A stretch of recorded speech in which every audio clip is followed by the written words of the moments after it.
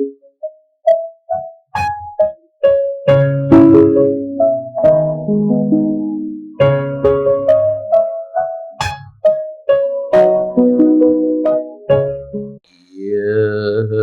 जगत सारा क्षणिक है और आत्मा एक नित्य है।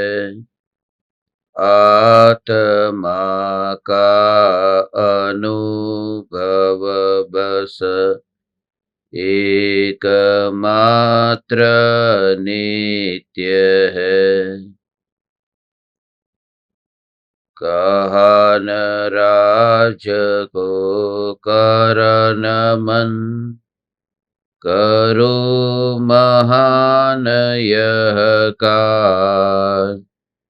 आप्त ज्ञान की प्राप्ति है, मंगलमय सुख साज। मंगलमय सुख साज।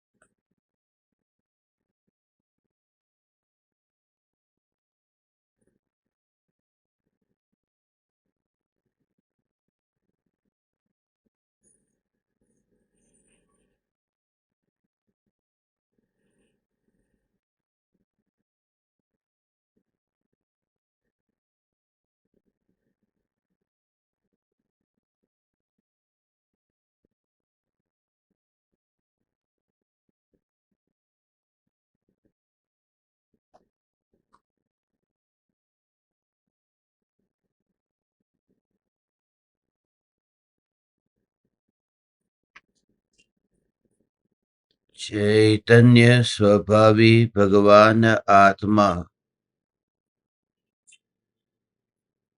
स्वयं ही चैतन्य समयसार है।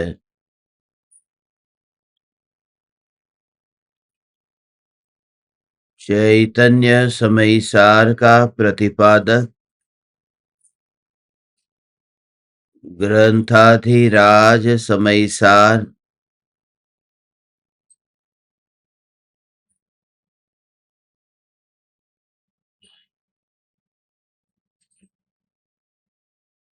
चैतन्य सिमंदर स्वरूप का निरूपण करने वाला ग्रंथाधिराज है।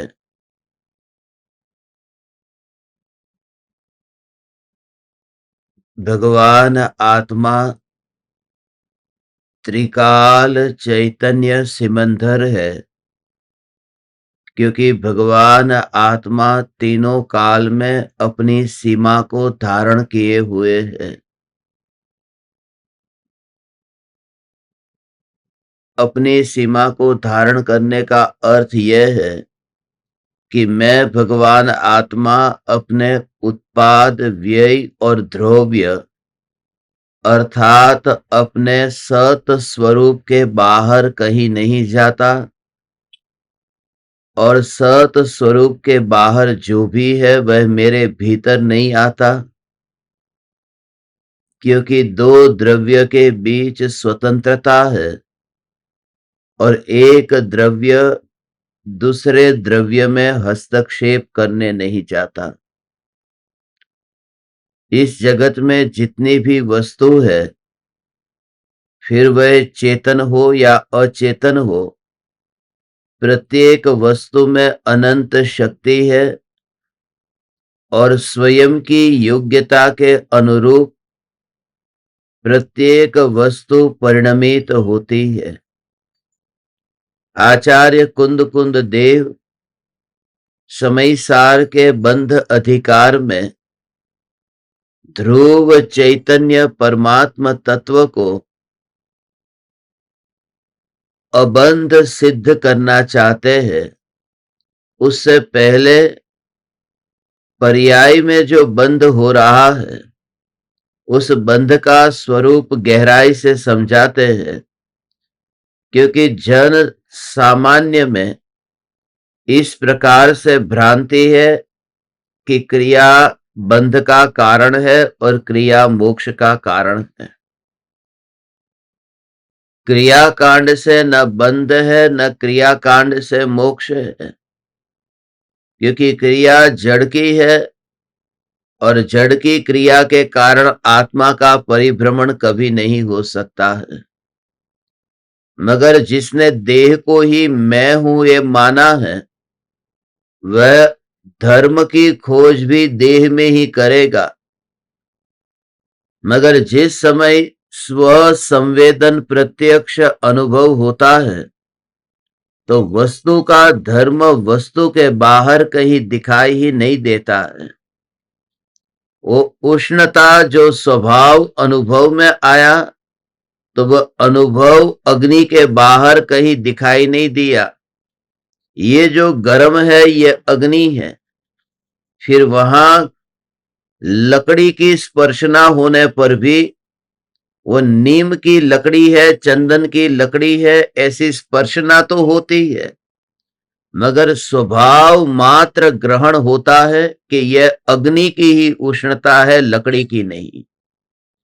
मैं चैतन्य तत्व, यह ज्ञान ही अनुभव में आ रहा है, देह के परमाणु नहीं।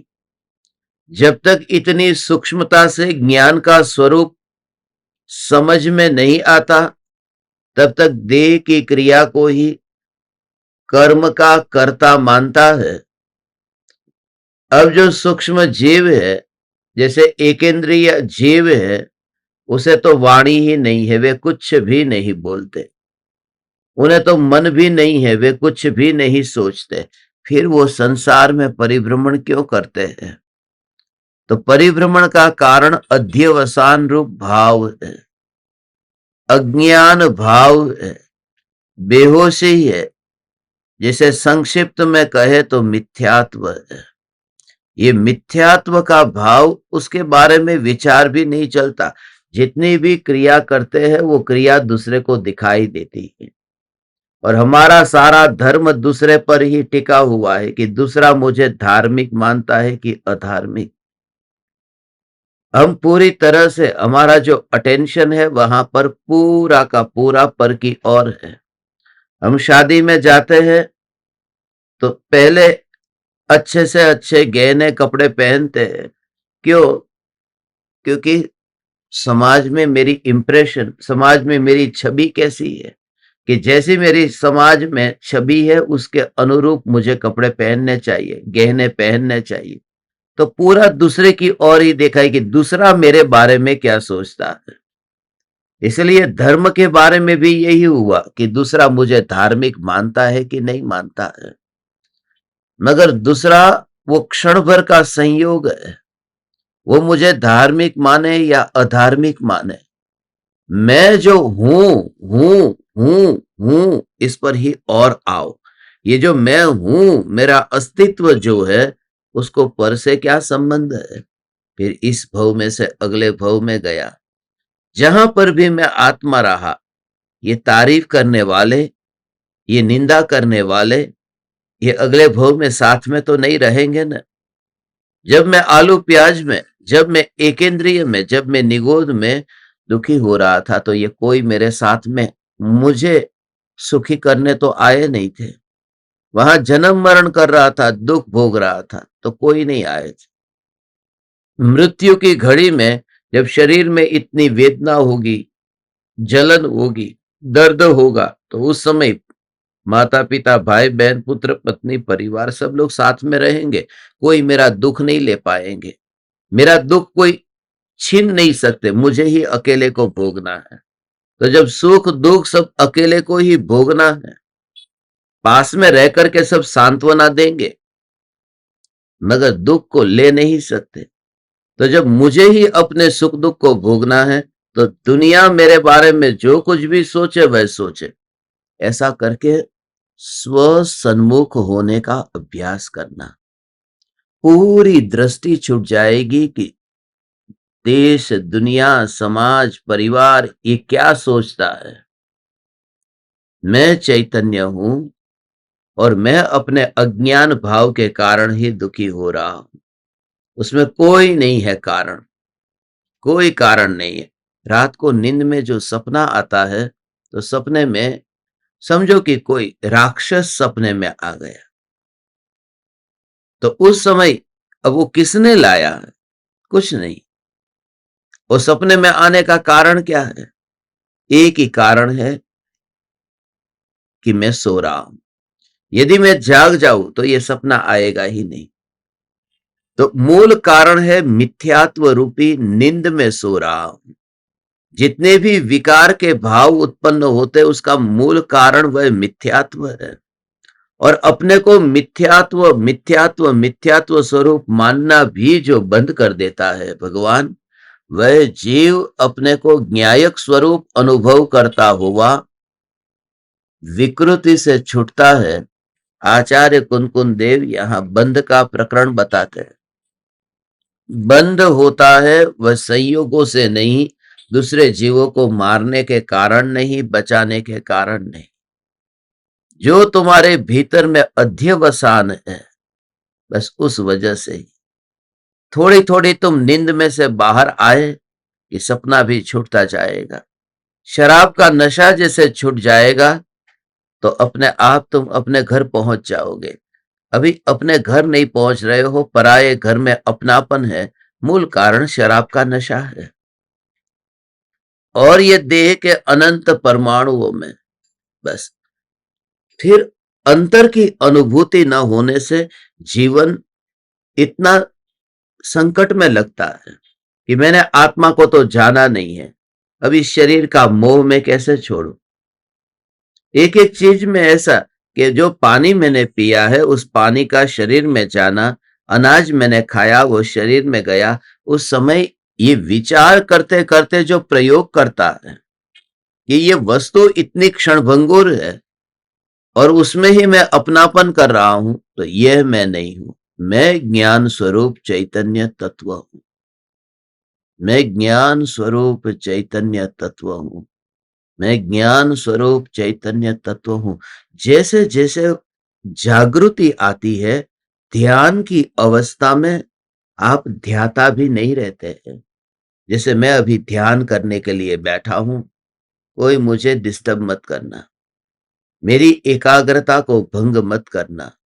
मगर जब ध्रुव चैतन्य तत्व का जोर आता है, तो इतनी श्रद्धा होती है कि मैं वह तत्व हूं जिसमें एकाग्रता नाम की वस्तु ही नहीं है।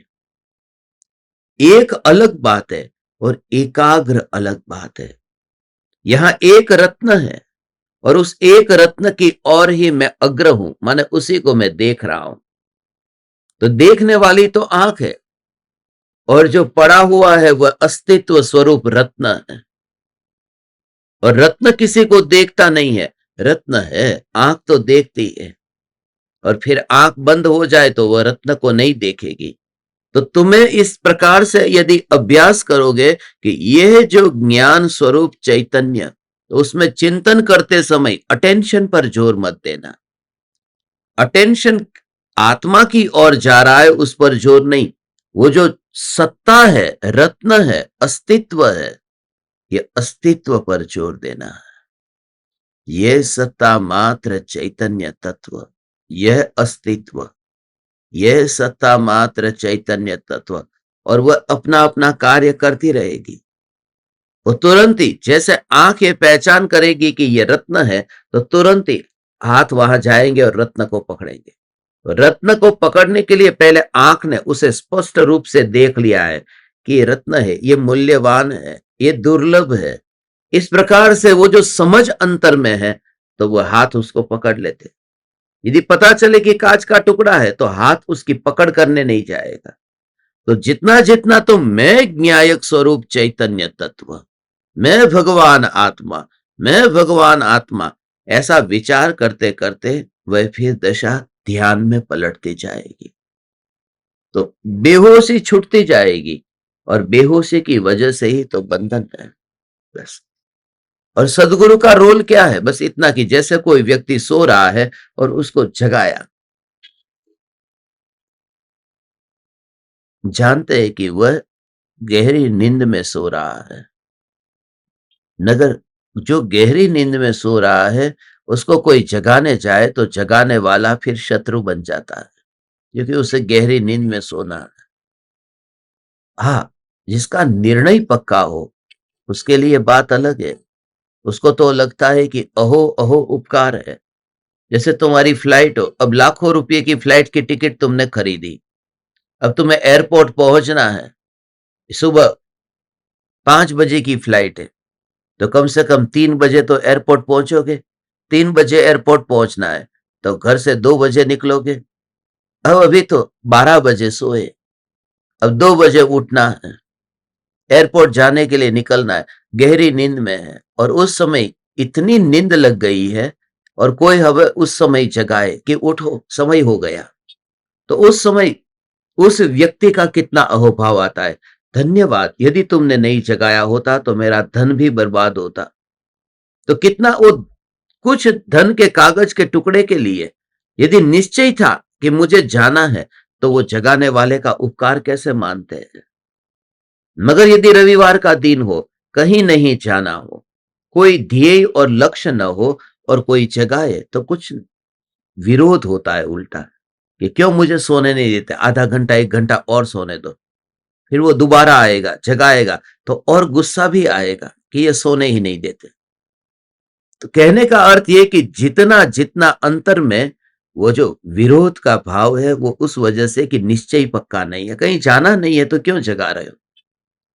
अब उसे एयरपोर्ट जाना है तो वो उपकार मानता है, उसका निश्चय पक्का है।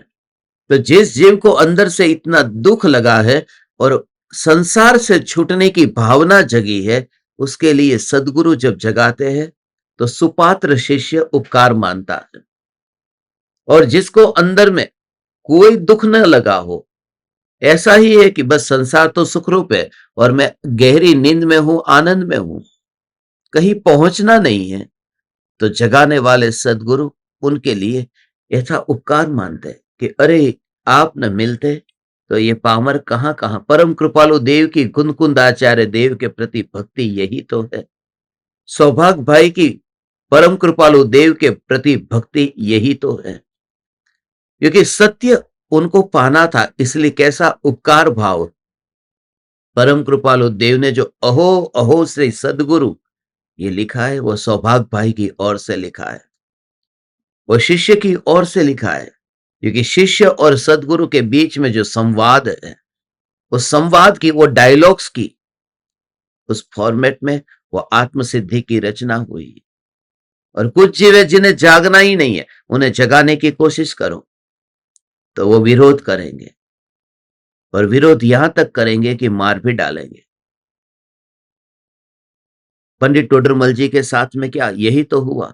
उन्होंने क्या किया था, उन्होंने बस मुख्य प्रकाशक में यह वर्णन किया कि अन्य मत जो भी ये करते हैं, वो क्यों क्यों कैसी कैसी भूल करते हैं, वो भूल के बारे में बताया कि कोई पीपल का पेड़ है, तो पीपल के पेड़ के ऊपर वहां पर जाकर के, वट वृक्ष है, वहां पर धागा बांध देते हैं, चारों ओर घूमते हैं, तो उसकी पूजा करते हैं।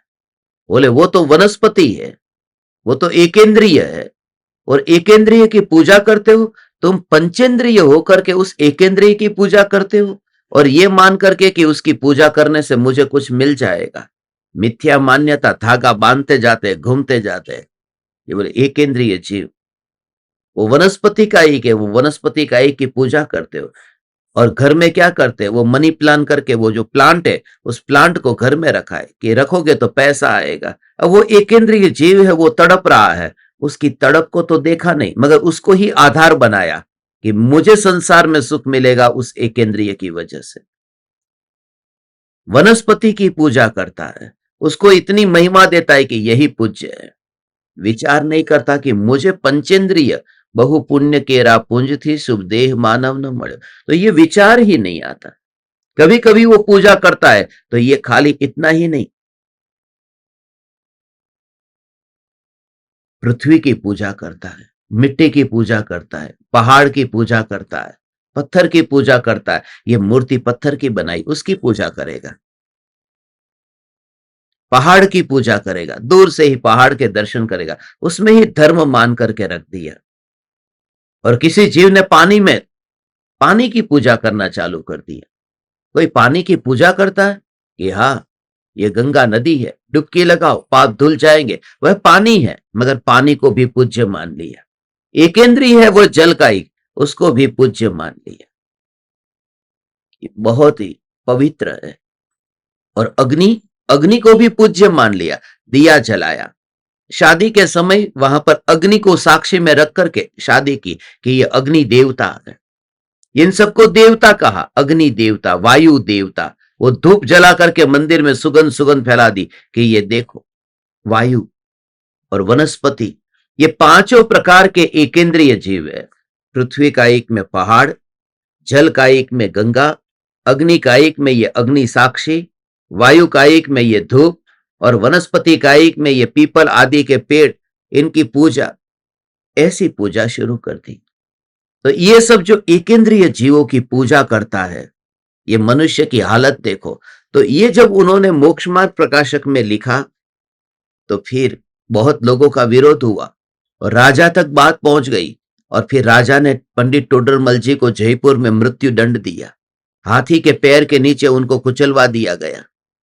एक ही कारण था, क्योंकि वो जितनी भी बात उन्होंने बताई वो सब सत्य बताई, और लोगों को सत्य सुनना ही नहीं था। तो सत्य, जब ज्ञानी सत्य की निरूपणा करता है, तो जिसको जागना नहीं है उसके लिए वो शत्रु बन जाते हैं कि ये आदमी खतरनाक है।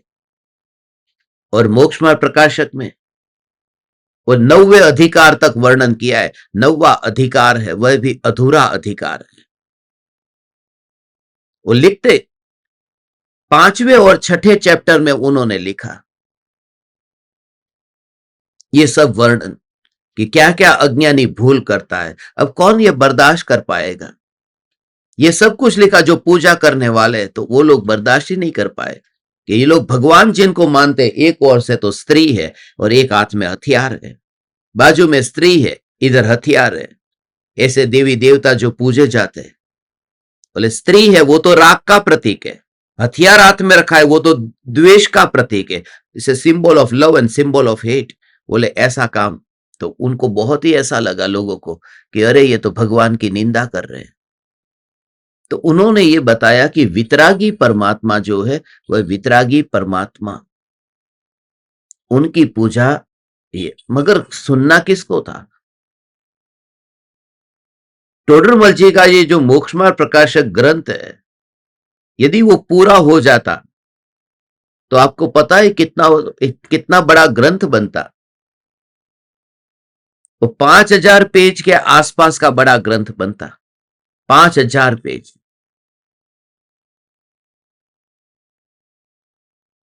नगर उनको हाथी के पैर के नीचे कुचलवा दिया गया। क्योंकि उसका भी कैसे पता चला, हमारे गुरुजी हमें बताते थे कि वो इसके लिए कि जहां जहां पर भी वो वर्णन करते थे ना, कि कोई भी ऐसा वर्णन किया कि ये चैप्टर जो चल रहा है यहां पर मिथ्यात्व का प्रकरण चल रहा है, तो अभी तो मैं यहां पर इसका विस्तार से वर्णन नहीं करता हूं, इसका विस्तार से वर्णन तो आगे जाके करेंगे, इसका विस्तार से वर्णन तो आगे करेंगे।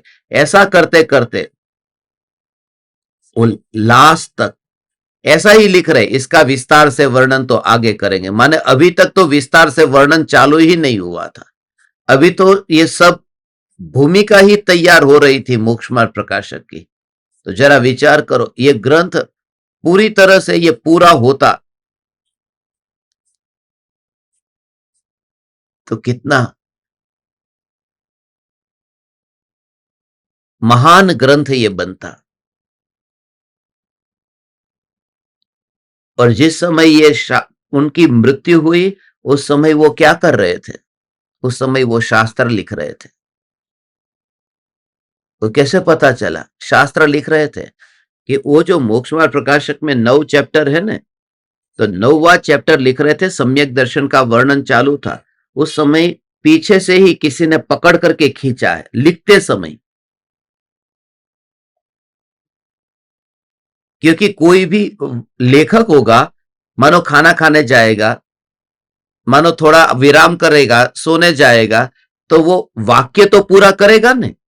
मोक्षमार्ग प्रकाशक का अंतिम वाक्य भी पूरा नहीं है लिखा, उसका वाक्य अधूरा रह गया है। और वाक्य नहीं, शब्द अधूरा रह गया।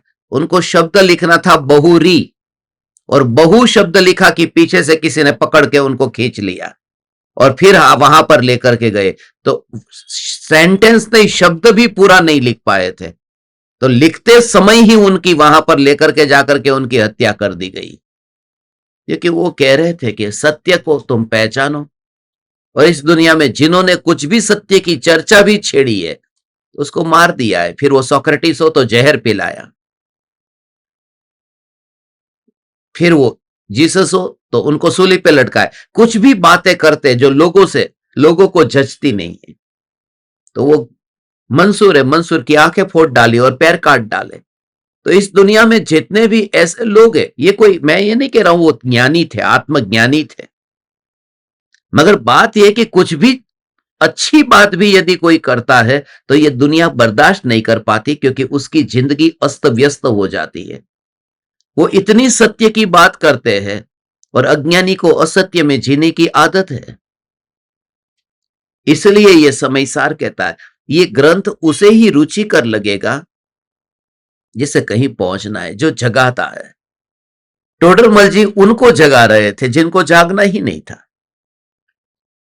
उस वजह से यह हालत हुई। जिसको जागना नहीं था, रविवार का दिन है, आराम से सोने दो ना, और फिर भी उनको जगा रहे। तो ऐसे ऐसे शब्द का उसमें प्रयोग किया कि शिवलिंग की जो पूजा करते, मोक्षमार्ग प्रकाशक में ये लिखा है कि शिव के लिंग की पूजा करते, कि लोक में भी जो लिंग ऐसा उस दृष्टि से देखते हैं कि उसको पूजने के लिए शिव के पास में कोई दूसरा अंग नहीं था, खाली लिंग ही था, ऐसा करके उसमें लिखा है। तो लोग बर्दाश्त कैसे करेंगे? दूसरा कोई अंग नहीं था उनके पास में उनकी पूजा करने के लिए, कि लिंग को ही पूजा उन्होंने चालू कर दी। ऐसे एक वाक्य नहीं, कितने वाक्य लिखे। ये तो मैं टोडरमल जी का नाम लेकर के बोलता हूं, मैं खुद नहीं कह रहा हूं। नहीं तो यहां कोई दूसरा राजा आ जाएगा, चालू प्रवचन में उठा के लेके जाएगा मुझे। ये टोडरमल जी के अंदर वो हिम्मत थी, साहस था, मगर लोगों को जागना कहां था।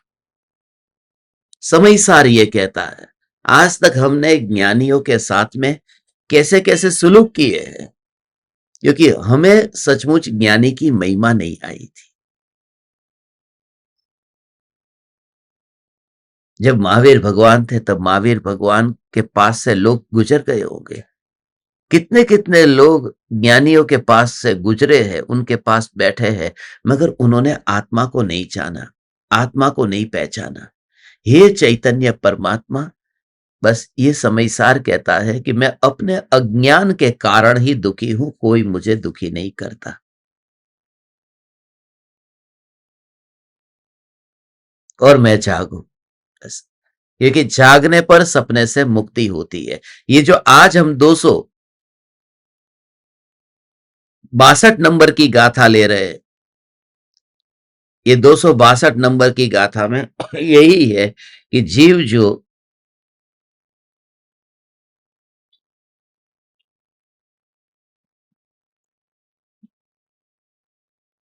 कर्म को बांधता है वह अध्यवसान से, ये पूरा अब संक्षेप में अब सार बता रहे हैं। देखो, अजवसी देण बंधो सत्ते मारेऊ माव मारेऊ, एसो बंध समासो जीवाणम निश्चय नयस। जीवों को मारो अथवा न मारो, कर्म बंध तो अध्यवसान से ही होता है। यह निश्चय से जीवों के बंध का संक्षेप है। बहुत अब संक्षेप में करके बात को सिमट लिया है।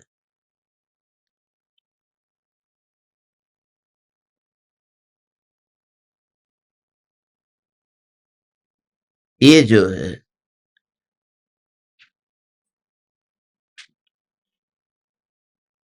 तुम उन्हें मारो या न मारो, कोई व्यक्ति है जिसके शरीर में अब इतनी शक्ति नहीं है। बुढ़ापे में ऐसा होता है, अब सास बूढ़ी हुई, ससुर बूढ़े हुए, उनके शरीर में इतनी शक्ति नहीं है। अब बहू जो करती है तो बहू के प्रति गुस्सा आता है, बोल सकती नहीं। अब सास क्या बोले, बोलने जाए तो घर में विवाद हो जाए, बेटे के साथ में, पत्नी के साथ में, वहां पति पत्नी के झगड़े चालू हो, तो सहन तो नहीं होता, गुस्सा तो आता है, मगर उस समय करे क्या? तो वो अंदर ही अंदर गुस्से को पीते हैं। जो गुस्से को पीते हैं तो ऐसा लगता है कि कोई कर्म बनता ही नहीं होगा। देखो ये शांत होकर के बैठा है, वो शांत होकर के नहीं, उसकी असली पहचान अंदर में जो विकृति है। रामचंद्र जी जब वन में गए थे ने, तो उन्होंने एक बगुले को देखा जो शांत चित्त होकर के बैठा हो, हिलता भी नहीं है, एक जगह पर जैसे टिक गया हो, स्टेच्यू बन गया हो। राम उसके पास में गए और कहा कि सचमुच तुम्हारे जैसा तपस्वी, त्यागी, एकाग्र चित्त तो मनुष्य भी मैंने नहीं देखा। तुम इतने एकाग्र, तुम्हारी तपस्या को प्रणाम। तो उस तालाब में जो मछलियां थी, उन मछलियों ने कहा कि राम, जिस बगुले के बारे में आप ये कह रहे हैं ना, वो हमारे खानदान का पूरा सफाया करके, साफ करके बैठा है, कितनी मछलियों को खा करके बैठा है। तो पता, पड़ोसी को असली का पता होता है, दूर के लोगों को पता नहीं चलता। अब राम तो थोड़ी देर के लिए आए और चले गए। मैं इसलिए आपसे कहता हूं, जो पास में रहता है उसको असली पता है। आपके पति, आपका बेटा आपको समाधि मरण के फॉर्म में सिग्नेचर करके नहीं देता, उसका कारण यह है क्योंकि वो जानता है आपकी असलियत को। घर में आप कैसे बिहेव करते हैं, आप छोटी बात पर कितना बात का बतंगड़ करते, गुस्सा करते हैं, फिर वो सब देखते हैं तो उनको पता चल जाता है कि इसका इतना लोभ वाला स्वभाव है। ये इतना इतना धर्म सुनने के बावजूद भी प्रॉपर्टी मेरी, धन मेरा, पैसा मेरा, ये सब काम करती रहती। तो वो सब बच्चे जानते हैं तुम्हारी असलियत, इसलिए सोचते कि ये क्या समाधि मरण करेगी, ये क्या धर्म करेगी। तो कभी कभी उनको धर्म के प्रति इतना द्वेष हो जाता है।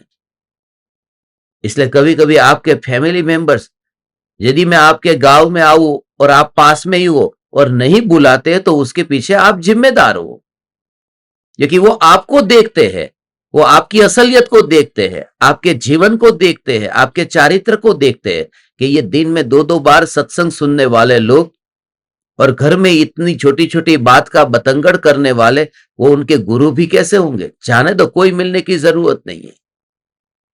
तो खुद के जीवन के अंदर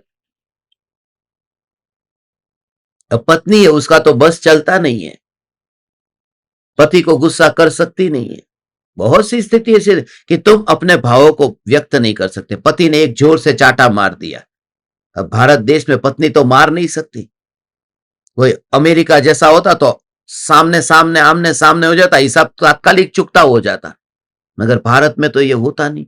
मगर इसका मतलब ये थोड़ी है कि उसको गुस्सा नहीं आया, अंदर से इतना विरोध नहीं हुआ। तो बात ये कह रहे हैं कि यदि तुम दूसरे को मारो या न मारो, ये बात अलग है। तुम्हारे भीतर में भाव हुआ तो तुम्हें कर्म बंधेगा। बस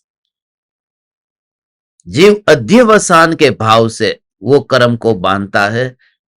तुम उसे मारो या न मारो, कुछ भी भाव अंदर में हुआ, और ऐसा खाली पत्नी को पति के प्रति नहीं, सभी जगह पर। अब नौकर को सेठ के प्रति भी गुस्सा नहीं आता होगा, मगर उसकी मजबूरी है, ये उसको नौकरी करनी पड़ रही है, उसके फैमिली का खाने पीने का वो सब उसको बहुत सोचना पड़ता है।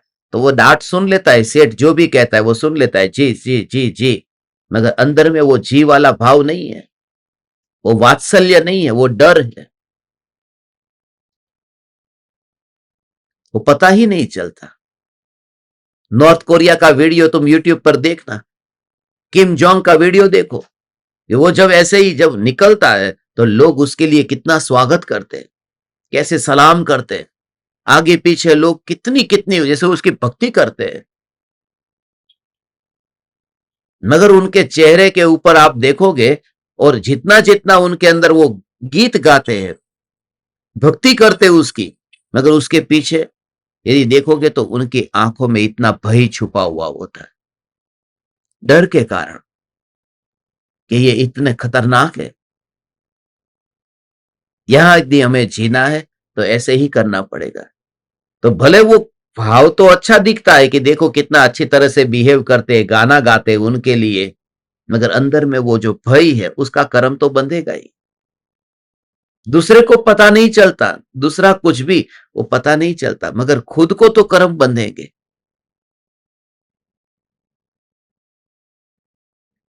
तब तुम ही प्रवचन में बैठे हो, तुम्हारे सामने अब मानो कि चूहा है, अब तुम देख रहे हो कि पास में आएगा, छिपकली है कि वो पास में आएगी, मेरे ऊपर आएगी, तो तुम देख भी रहे हो, प्रवचन में बैठे हो। ऐसा होता है बहुत बार कि प्रवचन में बैठे हो, बात आत्मा की सुन रहे हो, भगवान आत्मा की बात सुन रहे हो और निर्भय होकर के बैठे हो, मगर आपका ध्यान बार बार है कि देखो छिपकली वहां पर है, यदि चूहा वहां पर है, इधर आएगा तो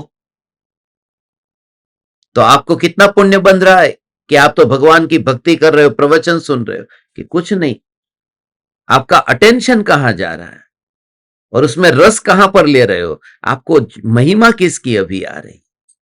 तो दुनिया में जब आप प्रवचन हॉल में से बाहर जाएंगे, तो प्रवचन हॉल में से बाहर जाएंगे तो आपको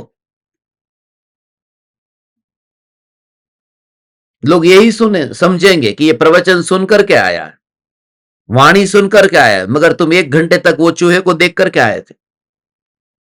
तो दुनिया को पता नहीं चलेगा, दरवाजे के बाहर जाओगे तो दोनों व्यक्ति को, जिसने प्रवचन सुना है उसको और जिसने चूहे को देखा है उसको, दोनों को प्रभावना मिलेगी कि नहीं मिलेगी? दरवाजे पर प्रभावना मिल जाएगी, मगर उसका असली फल जो है वो नहीं मिलेगा, क्योंकि उसका ध्यान ही वहां नहीं। बात है कि अंदर क्या चल रहा है, बाहर में कुछ भी हो, बस बाहर में कुछ भी हो, ओ हो, ऐसा ये चैतन्य स्वरूप। काले रंग की चादर ओढ़ करके नहीं सोना चाहिए, सफेद चादर होनी चाहिए, बिछाने में सफेद, ओढ़ने में सफेद। काले रंग के कपड़े पहन करके जो सोता है, काले रंग की चादर ओढ़ करके सोता है, उसको बहुत बुरे बुरे सपने आते हैं। ये भूत पलित और जो भी सब उनके पास ही जाते हैं, काले रंग की चादर ओढ़ करके सोए। अब काले रंग की चादर वो कौन सी चादर है? अंधेरा ही सबसे बड़ी चादर है, रात को जो घना अंधेरा है। और मुनिराज ने कौन सी चादर ओढ़ी है वन जंगल में? उनके शरीर पर तो धागा है ही नहीं, खाली काले रंग की अंधेरे की चादर ओढ़ करके जंगल में सो रहे, और कोई दुस्वप्न आते नहीं है, क्योंकि अंदर कचरा नहीं पड़ा है। इसलिए बस मैं अपने मन में, अपने ही अंदर में रहता हूं, इसलिए किसी दूसरे को कारण मानता ही नहीं हूं।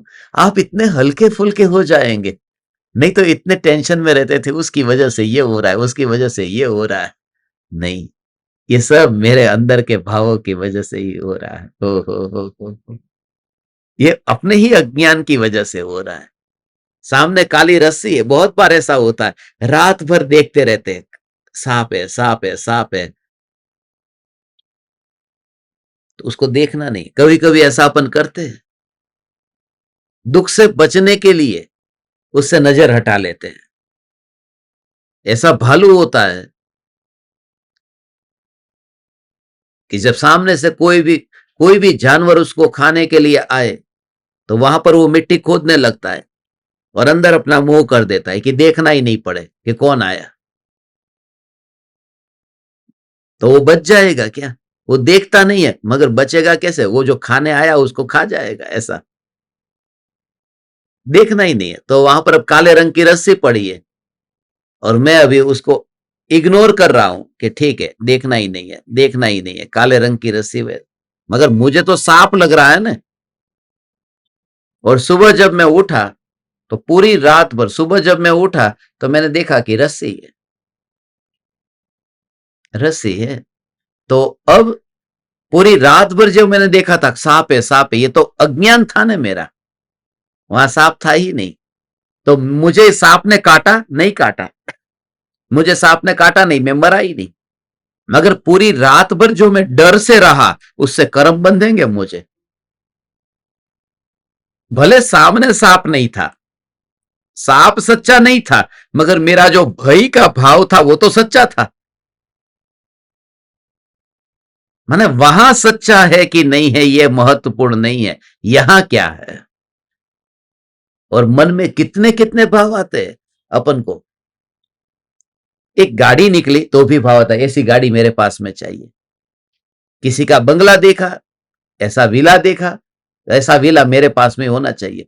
तो जो भी देखते हैं कि मेरे पास होना चाहिए और होता कुछ भी नहीं है,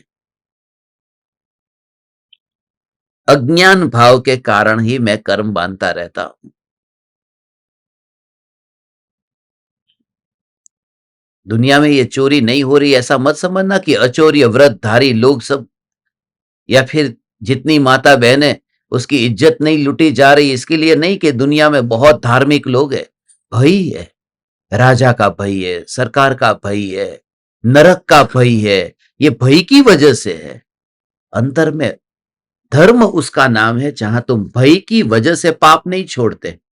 तुम्हें समझ में आ गया कि उसमें सुख नहीं है, तो फिर मैं क्यों इस जंजाल में पड़ूं। प्रॉपर अंडरस्टैंडिंग के बल पर तुम ये निर्णय लेते हो। इसलिए कोई स्वर्ग के लोभ के कारण धर्म करना चाहता है और कोई नरक के भय के कारण धर्म करना चाहता है।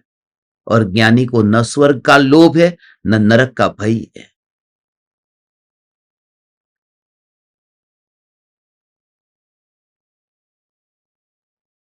उनके अंदर में समझ आई, उन्होंने देखा बस सामने जो जहर है उस जहर को मैं क्यों नहीं पीता, स्वर्ग के लोभ के कारण या फिर नरक के भय के कारण मैं जहर को क्यों नहीं पीता। आग है, मैं आग में हाथ क्यों नहीं डालता। स्वर्ग का लोभ है उस वजह से या नरक का भय है उस वजह से नहीं, मैं आग में हाथ नहीं डालता हूं क्योंकि मैं जानता हूं कि हाथ डालने से मैं तड़पता हूं और मुझे तड़पना नहीं है। तो मैं कोई भी पाप नहीं करता, इसके लिए नहीं कि मुझे स्वर्ग चाहिए, इसके लिए नहीं कि मैं नरक से बच जाऊं, बल्कि इसलिए कि वो भाव भाने से मैं खुद ही अपने को दुखी करता हूं। और उम्मीद ही न हो तो जीवन में कहीं धोखा ही नहीं मिलता। वो भाव अपने ही है, अज्ञानता के भाव अपने ही भाव है। और फिर वो भाव बढ़ते बढ़ते बढ़ते बढ़ते जाते, बढ़ते जाते। कल शाम को सत्संग में कोई आया था, उनको समाधि लेनी है, समाधि की पूरी तैयारी, समाधि लेनी माने समाधि मरण में उनको अपना नाम लिखवाना है, पूरी तैयारी। बोले मैं फॉर्म भर करके सिग्नेचर कर दूंगी, बेटे का सिग्नेचर कर दूंगी, पति का कर दूंगी, सब करा दूंगी, नगर मुझे बाल तो डाई तो करनी ही पड़ेगी, ये नियम नहीं हो सकता। मतलब क्यों। बोले एक कारण है कि बेटा नहीं करने देगा, बेटे की शादी अभी बाकी है। अब बेटे की शादी का तुम्हारे बाल के काले से क्या लेना देना।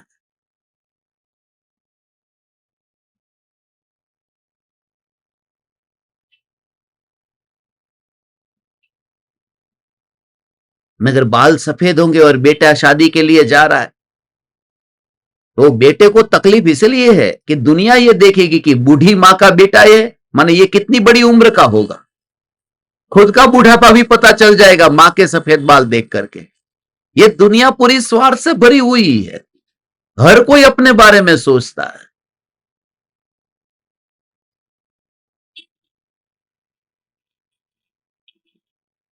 और इतने लोगों को मरता हुआ देखते रहे, ये बस सत्य है, वो सत्य है ही नहीं कि बुढ़ापा आ ही गया और उसका एंड थोड़ी ना है। जो भी लोग ये सोच करके बैठे कि बस एक बार बेटे की शादी हो जाए उसके बाद में हम अपने कर्तव्य से मुक्त हो जाएंगे, फिर तो धर्म ही धर्म करना है। और गारंटी देता हूं वो लोग नहीं कर पाएंगे, क्योंकि शादी होते ही अंदर एक दूसरी तरंग उठेगी। बेटे के बेटे का एक बार मुंह तो देख ले, बस। और जब मुंह देखोगे तो देख करके थोड़ी वहां पर ही बात अटक जाएगी, क्योंकि आज के जमाने में पति भी कमाता है, पत्नी भी कमाती है, दोनों जाएंगे जॉब पर, तो ये बच्चे का ध्यान कौन रखेगा? कि ये दादी माँ ही रखेगी? अंत नहीं है उसका। इसलिए जो सोचते हैं कि ये काम करने के बाद में फिर मैं धर्म करूंगा, इससे धर्म हो ही नहीं सकता। यहां तो आग में हाथ लगा तो मैं कल परसों हाथ को बाहर निकालूंगा, ऐसा कोई थोड़ी सोचता है, क्योंकि जलन इतनी हुई है। इसलिए अभी भी तुम जागो, चेतो। अभी भी तुम्हें लगता है कि समाधि, क्योंकि ये मौका तुम्हारे घर पर आया है। नहीं तो जिस मुंबई में 25 साल रह करके मुंबई को मैंने त्याग दिया था, इस मुंबई में फिर दोबारा आया, कुछ तुम्हारा हित होने वाला है उसकी वजह से। ये मुंबई का पुण्य का उदय आया है। आज शाम को सत्संग है बोरीवली में, आपको एड्रेस भेजेंगे।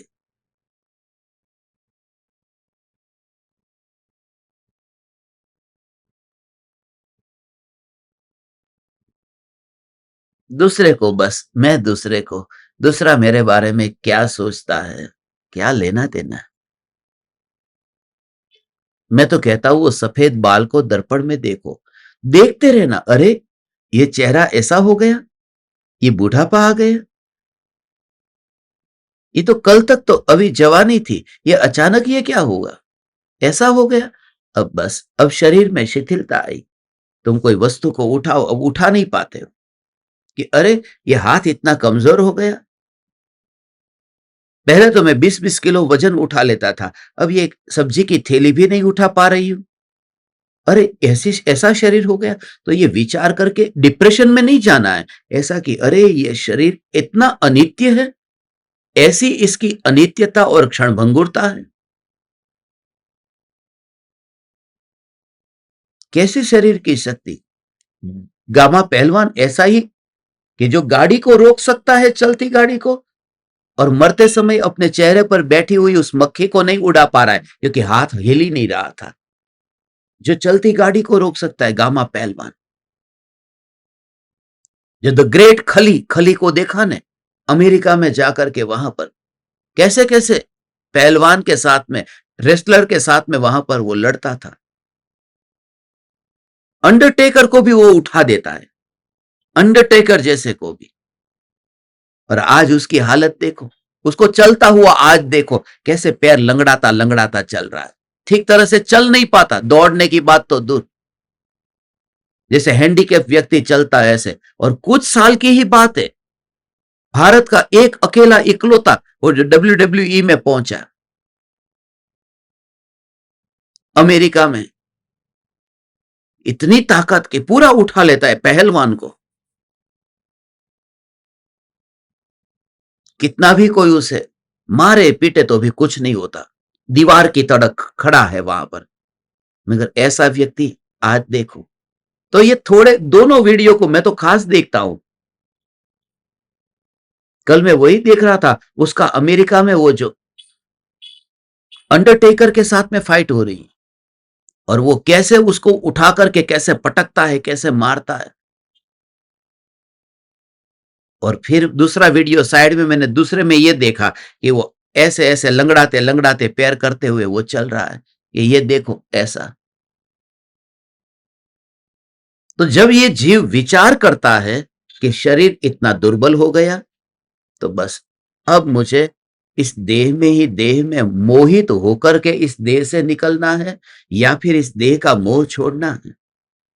तो शरीर में से तुम बिल्कुल ही गायब हो जाओगे। इसलिए ज्ञानी किसी के शरीर को देखते ही नहीं, क्योंकि जानते हैं कि शरीर की क्षणभंगुरता ऐसी है, ऐसी है।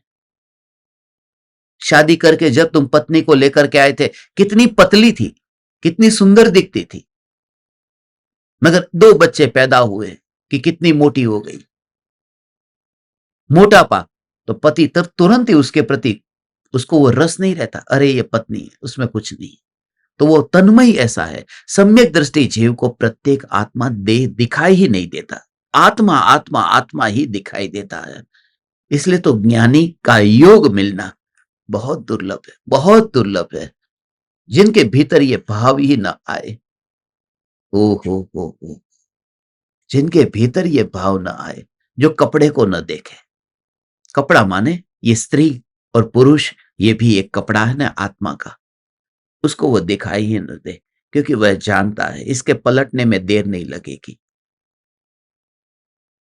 अभी थोड़ी देर पहले नाइट ड्रेस पहना था, अभी तुमने सफेद कपड़े पहन लिए, फिर कब बदल दोगे? पल भर में बदल जाता है। तो उसमें क्या, हे चैतन्य परमात्मा, बस पहली ही नजर में यही, बस ये तीन लोक का नाथ परमात्मा है। ज्ञानी किसी को देह के रूप में देखते नहीं है, ज्ञानी किसी को पापी के रूप में देखते नहीं है, कितना भी वो, बस वो परमात्मा है, परमात्मा है। और जितना भी ऐसा है, बस परमात्मा है, परमात्मा है, परमात्मा है,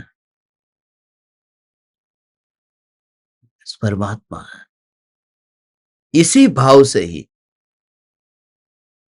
बस तुम उन्हें वात्सल्य दो, तुम उन्हें इतना परमात्मा के रूप में देखो। इस वजह से लोगों को मेरी ये बात जचती नहीं है कि कोई भी पापी हो, पापी को भी परमात्मा के रूप में देखो ने, उससे उसका नहीं तुम्हारा हित हो रहा है, क्योंकि तुम उछल कूद नहीं करते। फिर ये पापी ये नरक में जाएगा, वो नरक में जाएगा, मगर ये नरक में जाएगा, नरक में जाएगा, इस भाव से तू थोड़ी स्वर्ग में चला जाएगा। तू अपना काम करने, दूसरा जो करता है उसको उसके ऊपर छोड़ दे। तो फिर तुरंत आप इतने इतने शांत भाव प्रकट होंगे, इतने शांत भाव प्रकट होंगे। और किसी को मार करके जबरदस्ती, लोक में ये कहते ना कि किसी को मार कर मुसलमान नहीं बनाया जाता, किसी को मार करके धार्मिक बनाया जाता है, किसी को घृणा करके धार्मिक बनाया जाता है। इसलिए मेरे जितने फ्रेंड है, मेरी जितनी फ्रेंड, मेरी एक फ्रेंड है खास, वो नॉनवेज खाती है, मगर मैंने उसको कहा तू तीन लोकानाथ परमात्मा है, तू तीन लोकानाथ परमात्मा है। आपको बताओ, वो बोले मेरे को क्या हो गया पता नहीं, मैं जैन भी नहीं हूं, मगर इतना अच्छा लगता है ये सुनना, क्योंकि उसको, तुम तो पहले ही नफरत करते हो, पापी पापी, उसको सुनना अच्छा लगने लगा। वो सत्संग मिस होता है, अच्छा नहीं लगता उसको, ऐसा लगता है कि अरे मेरा ये सत्संग, ये तीर्थंकर की दिव्य ध्वनि छूट गई, एक ही वजह से कि तू परमात्मा है। कोई मांस खाने वाला है, कोई शराब पीने वाला है, कैसा भी कोई पाप करके आए तुम्हारे पास में, ज्ञानी कहता है हम अपने घर में दर्पण रखते हैं, और दर्पण के ऊपर धूल लग जाती है, तो हम दर्पण को सीधा रास्ते पर फेंक नहीं देते, टुकड़े नहीं कर देते, इसके लिए क्योंकि वो धूल साफ हो जाएगी। दर्पण के टुकड़े क्यों करते हो? तो कोई भी आत्मा, उसके ऊपर पाप का वो धूल जो पाप की लगी हुई है, उस आत्मा से नफरत क्यों करते हो? सम्यक दृष्टि कहता है कि मैं दूसरे को कुछ नीचा दिखाऊं या न दिखाऊं, मेरे अंदर भाव आया तो मुझे कर्म बंधेगा। इसलिए मैं अपने भावों को ही सीमित रखते हुए मैं चैतन्य सिमंदर हूं, मैं चैतन्य सिमंदर, बस। हो। एक ही ये धर्म है, यहां पर पाप पुण्य का हिसाब ही नहीं है। यहां तो परमात्मा परमात्मा परमात्मा परमात्मा परमात्मा परमात्मा ही है। उस वजह से मैं आनंद में रहता हूँ। ओ हो। उस वजह से मैं आनंद में रहता हूँ।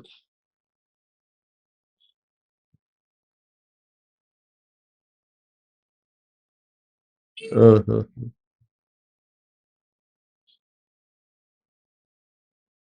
मैं त्रिकाल ध्रुव चैतन्य परमात्मा, सभी जीव की गति उनकी योग्यता, उनकी भवितव्यता के अनुसार होती है। जैसे तुम दूर दूर में देखने नहीं जाओ कि वहां पर क्या हो रहा है, यूक्रेन में क्या हो रहा है, रशिया में क्या हो रहा है, हाँ? वहां पर पैलेस्टाइन में क्या हो रहा है, मुझे क्या लेना देना, मुझे भारत में रहना है तो वहां पर क्या लेना देना।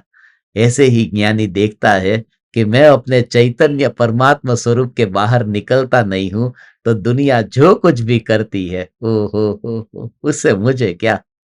तुम ही खुद अंदर नया नया अनुभव करोगे रोज कि ये मेरा जीवन क्या पलट गया।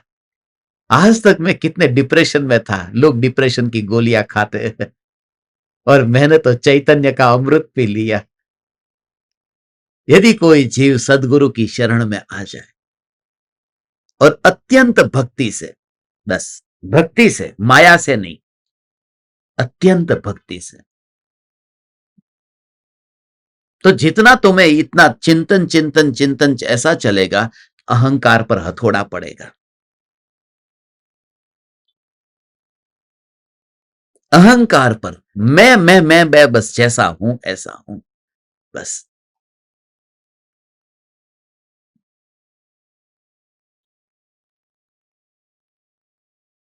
हे चैतन्य परमात्मा, आज शाम को आप पधारना बोरीवली में।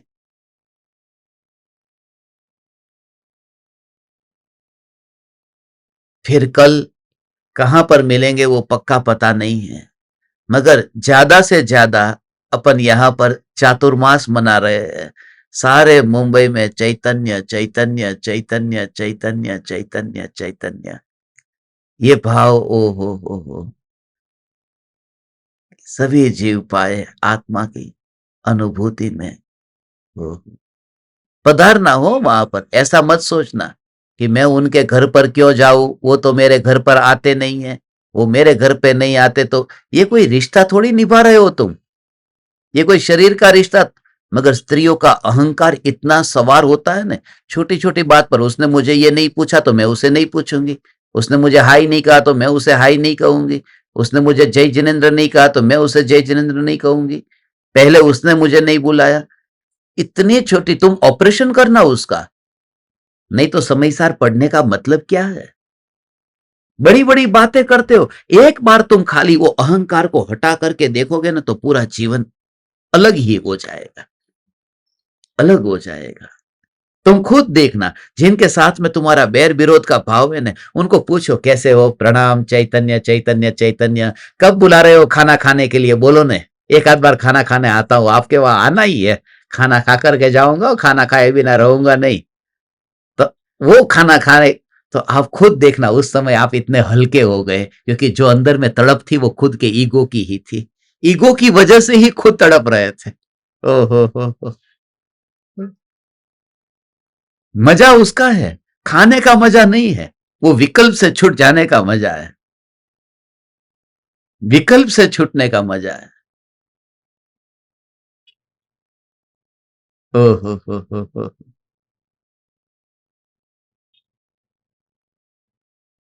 कल पाव भाजी खा ली है, आज फ्रेंकी बनाना, फ्रेंकी, बस सीधा फ्रेंकली होकर के बोल दिया कि फ्रेंकी बनाना, तो उछल कूद नहीं होती है। मेरे को तो, मैं तो साफ बता देता हूं ज्ञान दीपकों को, सबको, कि आज ये कर देना, झंझट नहीं। नहीं तो वो इतना टेंशन में रहता है क्या बनाऊं क्या ना बनाऊं, और स्त्रियों को तो पूरा दिमाग उसमें ही जाता है।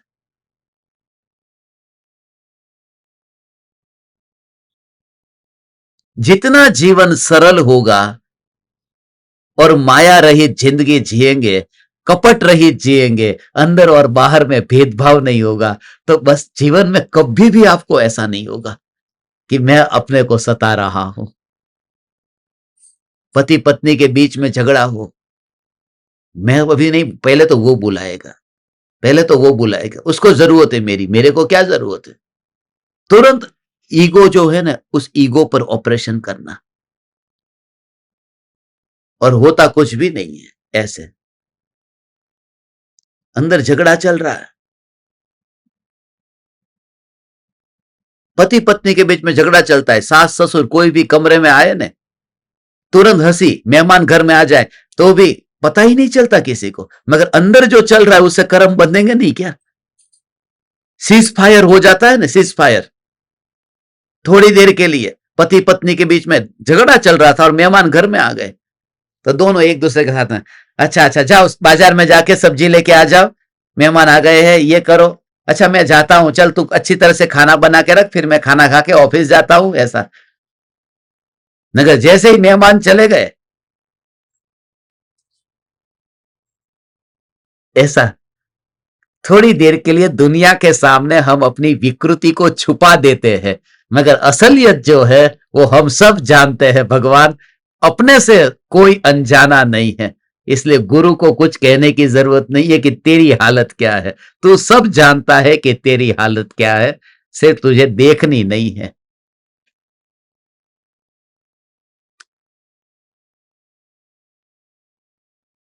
समझ में आया ना? ये फ्रैंकी का खाली मैंने एग्जाम्पल दिया है। कोई फ्रैंकी बनाना मत, क्योंकि 2 दिन पहले खाली है। नहीं तो फिर जहां जाऊंगा लोग सोचेंगे अब एग्जाम्पल आया था ना। कल तुमने मुझे जो एक बात बोल दी ना, उसका मुझे बुरा लग गया था। अभी मैं अधूरा हूं ना, तो मेरे अंदर ईगो पड़ा है, मुझे बुरा लग गया था। सॉरी हो, मुझे बुरा लग गया। बुरा लग गया, ईगो हर्ट हुआ, तो भी बोल न तू, तो भी बोल दे कि मेरा ईगो हर्ट हुआ था। उसमें भी ईगो पिघलेगा। कल तुमने मेरे नाम के आगे जी नहीं लगाया ने, क्योंकि आजकल जी तो लगाना ही पड़ता है। बिस्किट को भी पार्ले जी कहना पड़ता है, तो जी तो लगाना ही पड़ता है।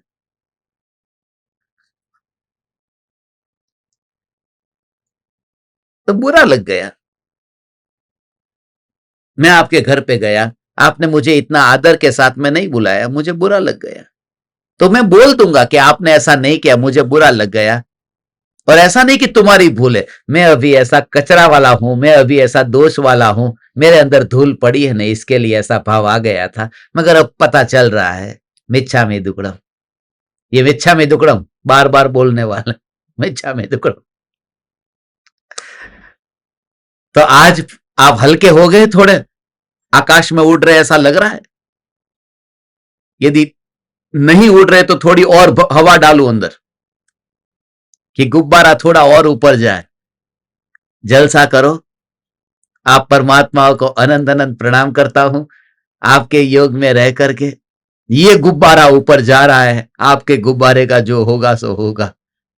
प्रणाम। चैतन्य समय सार, चैतन्य समय सार, चैतन्य समय सार।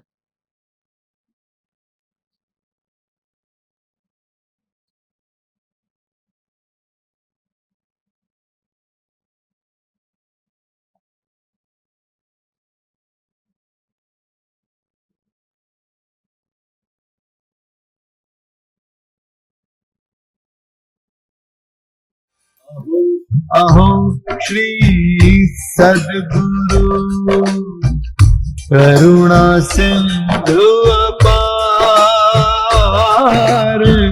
इस पामर पर प्रभु किया अहो अहो उपकार, अहो अहो उपकार। देह सहित जिनकी दशा, भरते देहातीत, उन ज्ञानी के चरण में हो वंदन अगणित, हो वंदन अगणित।